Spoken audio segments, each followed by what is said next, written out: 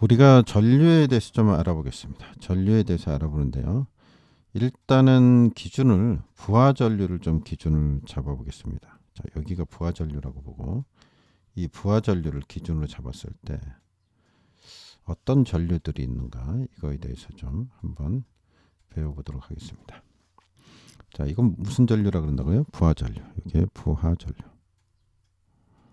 자, 부하 전류를 기준으로 잡았을 때 부하 전류보다 큰 전류가 있죠. 요거보다 이제 좀 큰 전류가 있을 수 있는데 요 큰 전류를 우리는 뭐라 그럴 수 있냐면 이제 과부하 전류라 그럴 수 있죠. 뭐라 그런다고요? 과부하 전류. 부하 전류보다 크다. 그래서 이게 과부하 전류로 볼 수 있습니다.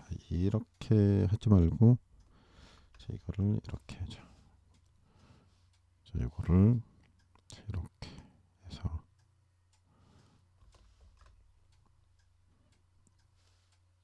자, 이렇게 해서 이거를 과부하 전류라고 했습니다. 과부하 전류. 과부하 전류. 부하 전류가 좀 많이 흐르는 거죠. 이제 과부하 전류라고 그러겠습니다. 이 과부하 전류보다 더 많이 흐르는 전류가 있습니다. 이거보다 좀 더 큰 전류가 있는데 그걸 뭐라 그럴 수 있냐면 우리는 이거를 기동 전류라 그럴 수 있습니다. 뭐라 그런다고요?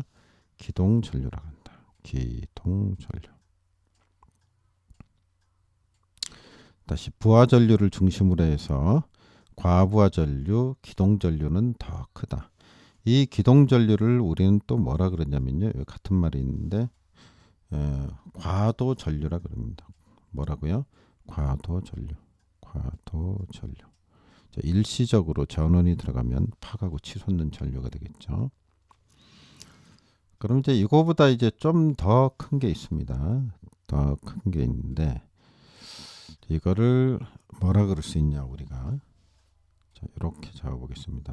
이렇게 잡으면 이거는 이제 성간 단락전류입니다. 단락전류라고 합니다. 성간 단락전류. 성간 단락전류. 자, 이렇게 볼 수 있고요. 선하고 선하고 붙은 경우죠. 그죠? 이 경우를 얘기하는 거고요. 그 다음에 이거보다 더 센 게 있죠. 가장 강력하게 이제 문제가 되는 게 있는데 그게 뭐냐?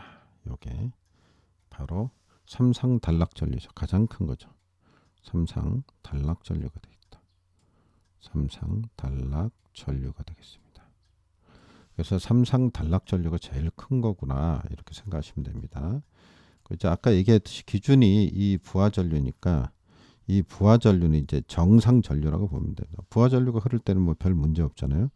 그래서 이거는 정상전류라고 보면 되겠죠. 정상전류. 그래서 정상전류다 이거는 정상전류.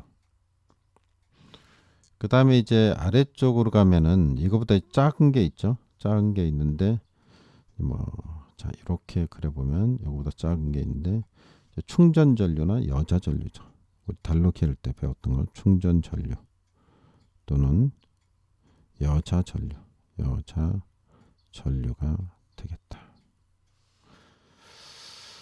자, 이렇게 볼 수가 있겠습니다. 그래서 이 전류가 자, 어떻게 분포가 되는지 그에 대해서 좀 개념을 좀 잘 잡으시면 되겠고요.